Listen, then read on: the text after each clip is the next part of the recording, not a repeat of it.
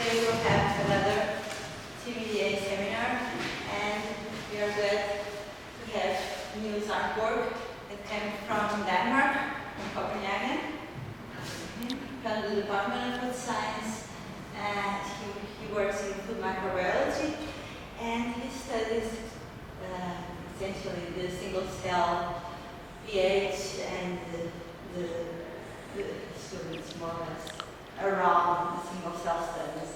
So, thank you, Nils. Thank you very much. Yeah, so I'm from the Department of Food Science, and actually just 5 years ago, we were a separate university. We were called the Royal Veterinary and Agricultural University, so I believe this was rather much the same as covering the same issues that you have here. However, we were fused in 2007 to become our own faculty belonging to the University of Copenhagen. And actually, from this year, this is actually obsolete. We are not the KU Life anymore, now we are the KU Science. So we have actually fused with the Science faculty, the Life and the Science faculty fused, and we are now the faculty of Science belonging to the University of Copenhagen. So it's a time of fusions. Yeah, I'm going to talk about single cell, some of the things that we worked on with single cells. And much of this will be focused on solid surfaces because we all know that many foods are solid. And what we do a lot in our group is to try to characterize the physiology of microorganisms during their growth on solid surfaces. This is not so straightforward as doing in liquids. And microscopy techniques, they are very powerful in order to do this. So first I'll just talk a little bit about how we actually quantify growth on solid surfaces. Then I'll introduce you to the intercellular pH that you mentioned, where we use a technique called FRIM in short, fluorescence ratio imaging microscopy. And then when you work on foods, you also know that very seldom you have only one culture there. You have a community of a lot of microorganisms there. So what we're also looking very much into is microbial interactions. And you can use microscopy for doing this as well.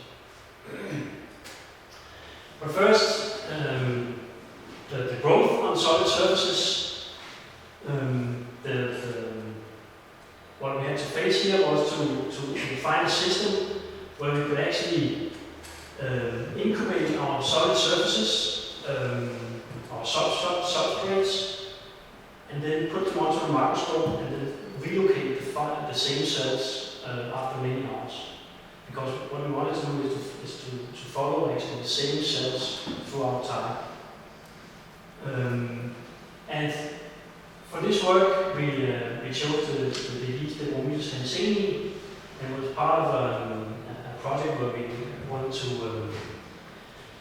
look into the physiology of the Inovisa and during cheese production. In Denmark, we have a cheese. It's a surface ripened cheese, we call it, where we use the Inovisa and in order to produce this cheese.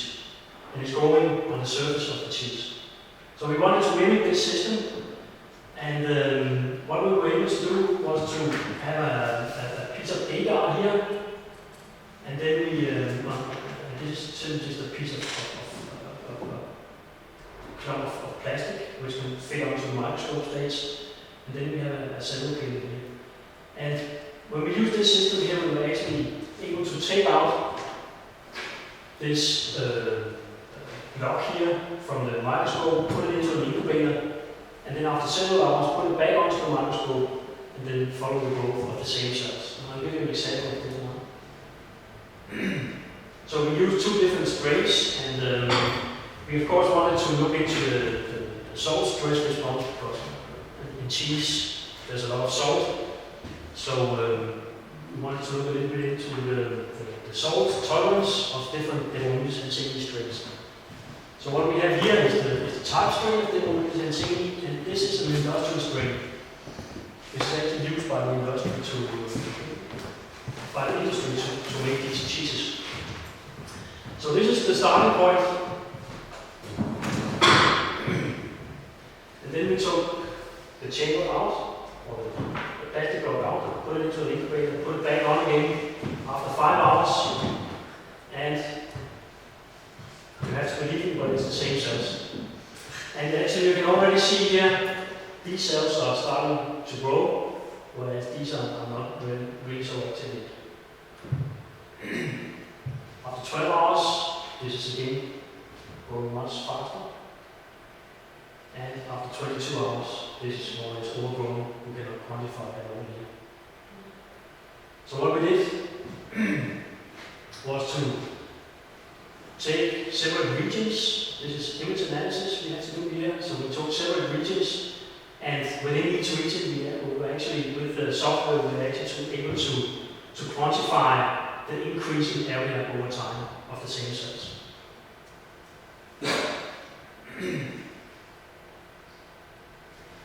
So we were then able to make growth curves. It's a little bit else than making growth curves in a shape factor, but it is still growth curves. And the neat thing about this is that it's actually growth curves of single cells. So each line here is actually one single cell. And you can see that there are actually some here that are not able to divide. And what we then do is simply just to normalize. So we have 100% at the start, and then what you already can see here, we actually have subpopulations. Again, the neat thing about looking into single cells, that is that you can actually detect subpopulations. You have a population here which is not able to grow, and another population here which grows. And still, within this population here, you have different ranges of growth.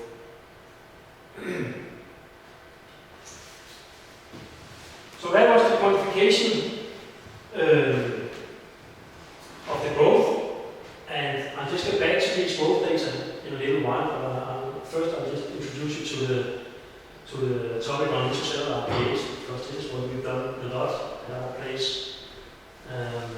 We simply just use a fluorescence microscope and a light source, which in this case is a monochromate. And this monochromate is able to very quickly change between different wavelengths of lights. And this, you will see later, this is very important for the measurement. And then we can measure the intensity of fluorescence with the CCD camera here and transfer the data to a computer.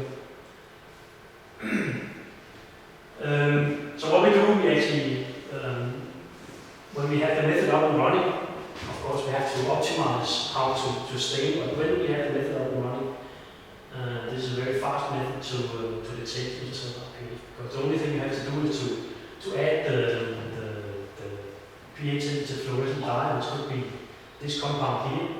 I don't want to pronounce it, it's a long name.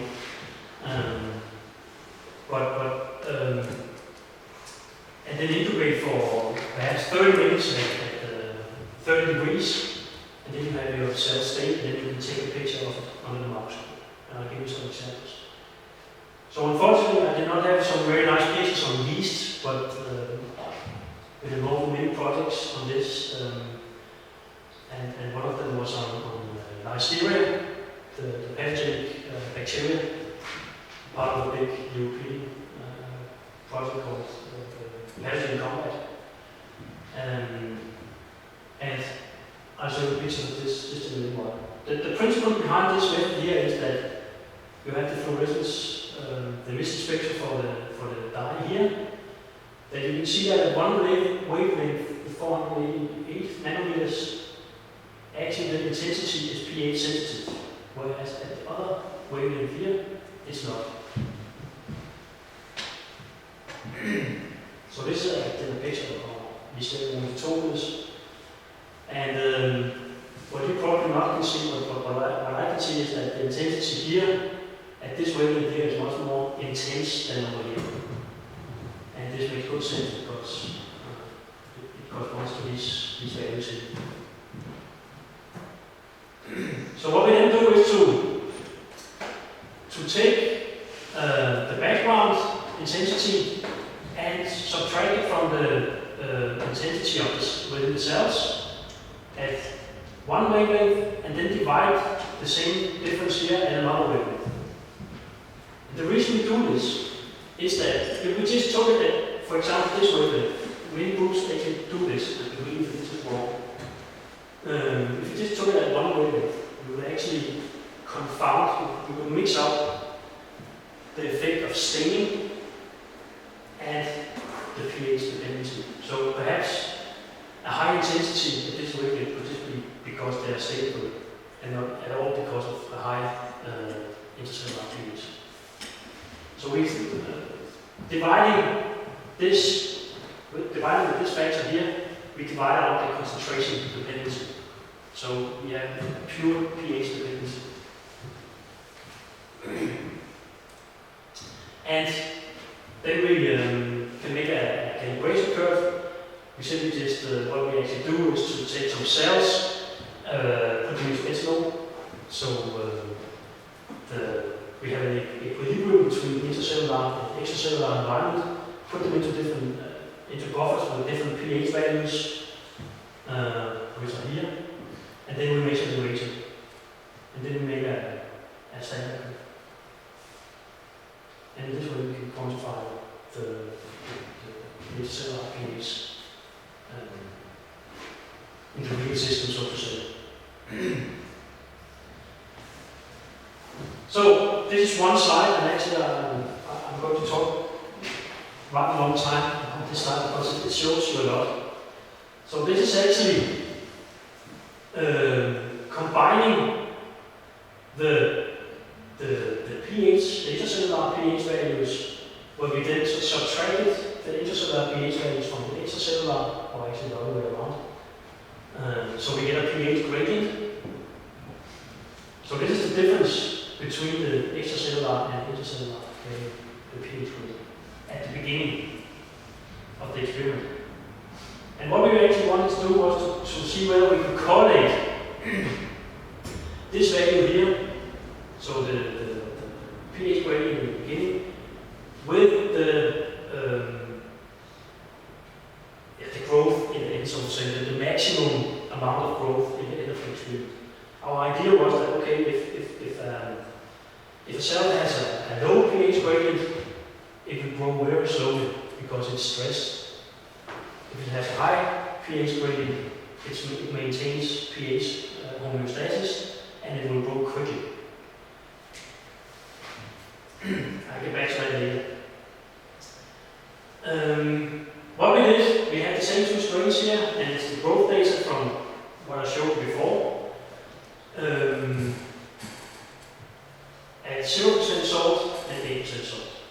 And what we can see here, if I just want to take that first, in unstressed control, we have two populations again. As I already showed you, the ones that do not grow, and it turns out that they actually have low gradient, and this makes sense. So the extracellular pH is totally equal to the intercellular. They cannot grow, they are more or less dead, we think. Then we have those with the gradient. And each point here is one single cell. Remember that. It's one single cell. So we have perhaps 30 or 40 single cells here. At the unstressed control, if you look at the two strains, the gradients are more or less the same, and they grow more or less the same. However, at 8% salt, you have a slightly smaller gradient here in this strain than in this strain, and they actually grow, as we already saw before. They do not grow as well as this strain over here. And this phenomenon here could perhaps explain the difference between the growth that the pH gradient actually has an influence on. strain level at least on the growth of the yeast in the presence of salt. However, if you look into the single cells, you will see cells here with a high gradient which are not able to grow, and with a low gradient which are actually rather growing rather nicely. So we can actually not correlate the idea of having a pH homeostasis and having a good growth within the single cell level at least. And why this is the case, we do not know. We have to study this further. But this is just my message to you here is that please remember that when you're looking at a whole population, as I think most of you are doing, please remember that this population is made up of single cells, and actually they behave rather differently. So I think this is very interesting. And finally, you can also see that this brain makes its own subpopulation of cells which are really large growers. They're not totally dead yet, but they are in the process of dying, I think, because they have low gradients. They have low gradients, and we think that they are going this way and are in the process of dying. And again, this is something we quantify using this method, and which you cannot see when you go in the same class, for example. So what we can also do is to go actually even more into the cell. And what we've done here is to measure, so the previous example here was on osmostress. We wanted to look into salt stress. What we've done here is to look into heat stress. This is a completely different experiment. We're not into Saccharomyces hanseatii anymore. We're working with Saccharomyces cerevisiae. And we have a stage which can be where the temperature can be changed very quickly. Within 2 minutes, you can change the temperature from 20 degrees to 70 degrees. And what we wanted to follow was actually what happens inside the cell. Because a yeast cell is comprised of different organelles, and these organelles, they have different pH values. So what we actually measured here was the intercellular pH, and then we made up a new term called the standard deviation of intercellular pH. And this is a little bit tricky to explain, but in the case of an unstressed cell, you have different pHs within organelles. And when you measure the intercellular pH, you will have a very wide, if you go into each pixel here, you will have different pH values. This is what is depicted in the blue one down here. So you have a few pixels with a pH value of 6.5. You have many with 7, many with 7.3, and so on. It's a very wide range, it's a very wide distribution here due to the fact that you have organelles. And here we have the vacuole and we have the cytosol here. This is not a very nice picture actually, because what we use in this experiment is an air objective. So the sensitivity of the analysis is not very good. This can be optimized. And actually this is also why we actually invented this term here, because we did not dare to actually say that we have measured the precise pH of the vacuole or the cytosol. But we believe that the standard deviation is mainly caused by the difference in the pH of the vacuole and the cytosol. So what then happens when you heat stress it? This is the heat stress over 30 minutes. This is the pH values with different colors. So you can see at time 0 in unstressed, you have a blue color here, and it's more or less it's above 7 in the cytosol. Let's just say it's the cytosol, it's not totally the cytosol, but then we have what we could say is the vacuole. It's somewhat less. As time goes and we heat stress them with 60 degrees, you can see that the color is more and more even. So you have an equation going on inside the cell. And then after more minutes, the intercellular pH as such will decrease. This we've quantified in a little different way here, because besides actually telling you about what's going on inside the cell, we found out, okay, we could actually also use this to quantify the membrane permeability, because after a certain time we actually had a more or less exponential decay of the intercellular pH, and by fitting this to this equation here, it had a perfect fit. So we could actually quantify these parameters here. And this is what we've done on the next slide. So it's decay rate constant K, we quantify, and the plasma membrane proton permeability coefficient, P.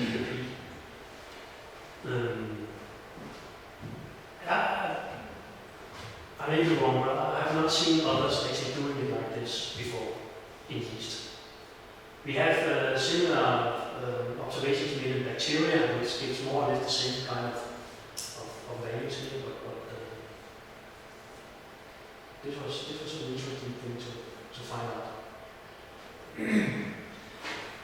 What is also important to state here is that here we have the 70 degrees heat stretch, and correlates to this graph over here where we have the decrease in intercellular pH. So within the time period of 10 minutes, please look over here, that over here we have stained cells with propylene iodide, which is a cell death stain. So when you have a high PI intensity, your cells are dying, your cells are dead. So within 10 minutes we could say our cells were not dead. So everything going on here were done on living cells. And for these two experiments here, we observed within the time frame here, we observed no dead cells at all. So they were all alive. However, they were stressed.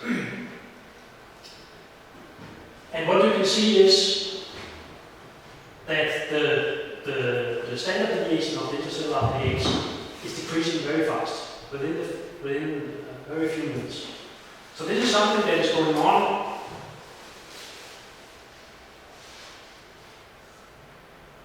before you have the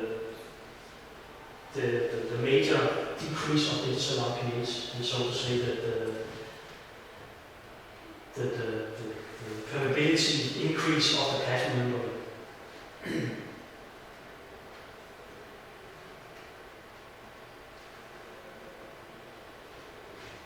So this is combining the two last figures. So we have the standard deviation here and the intercellular pH here. And if you remember from the last figures, the decrease, unfortunately we could not put in the time here. But if you remember from the first figures, this decrease here is going on very quickly. And first, at a certain point, when this is more or less equilibrated, so we have a standard deviation less than 0.07 or something like this. First at that point, at that time point, you have a decrease in your intercellular pH. So we believe actually that these data here indicates that you have an internal equilibration before you have an external equilibration. What the mechanism behind this is, we don't know yet. But it could be that the vacuole membrane perhaps is more susceptible to heat than the plasma membrane is. We don't know. But we believe that we can use this measure here as a measure for cell health. It could be a very early indicator whether the cell is doing well or not, even before we can measure a change in the intercellular pH.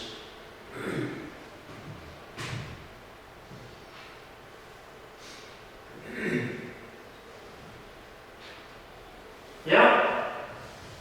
Finally, I'll just talk 2 minutes about the microbial interactions. And again, I switch to our project on the listeria.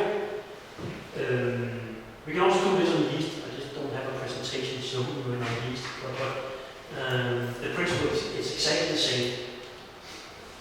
So what we did in this experiment here, we had some listeria strains and we mixed them with a lactic acid bacterium, Lactobacillus plantarum, actually 2 strains of these, and we did not stain these strains. We stained the diasteria strains. So these are the diasteria, and if you have the fluorescent image, if you have the white field image of the exact same cells, you can see that there's a lot of lactobacillus surrounding, which you cannot see over here. This is done again on a solid surface.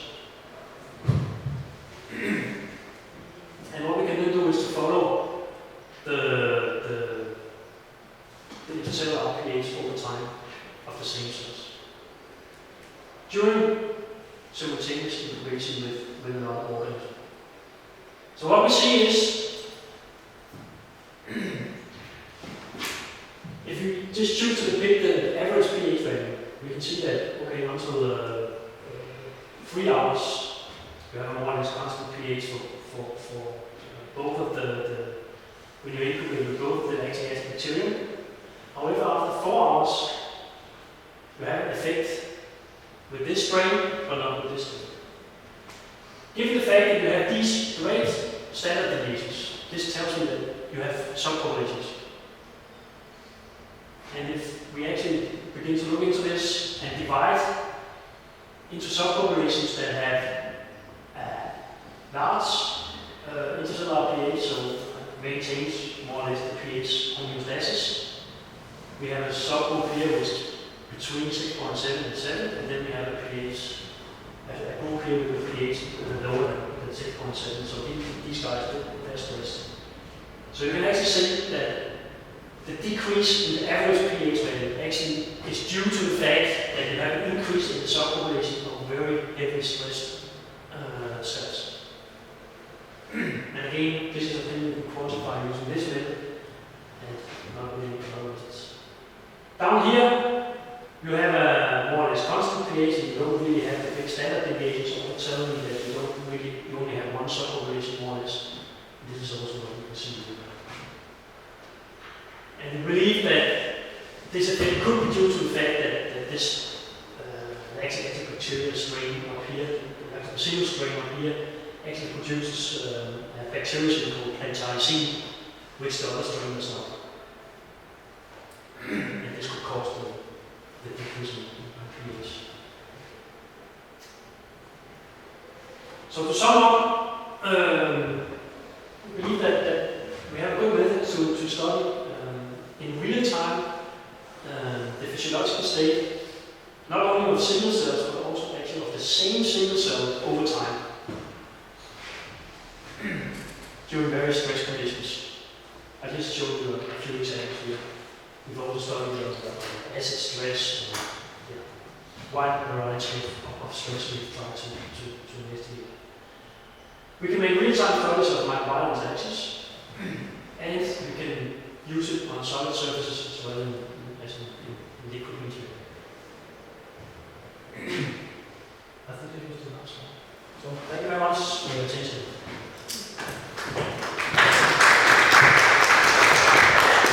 I'm happy to answer questions.